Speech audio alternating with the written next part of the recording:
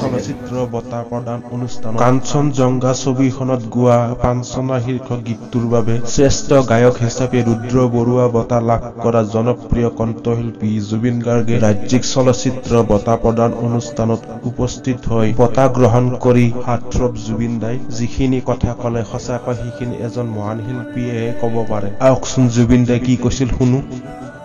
সৰু কথাতে কওঁ মই আচলতে বেষ্ট ছিংগাৰটো নলওঁ আজিকালি, মানে নতুন ছিংগাৰ দিলে মই ভাল পাওঁ যি হয় নহয়। আৰু ৩৫,০০০ গান গোৱাৰ পিছত আৰু বেষ্ট ছিংগাৰ এৱাৰ্ড লৈ একো লাভ নাই। চ' তথাপি দিছে এনিৱে, যিখন চেক দিছে সেইখন মই কলাগুৰিত দিম। So' thank you very much. Thanks.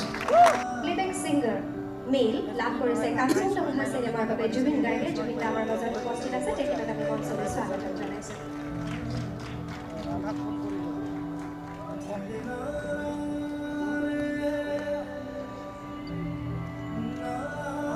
Zubeen Garg Kanchenjunga চলচ্চিত্ৰখনৰ বাবে শ্ৰেষ্ঠ নেপথ্য কণ্ঠশিল্পীৰ বঁটাটি তেওঁ গ্ৰহণ কৰিছে।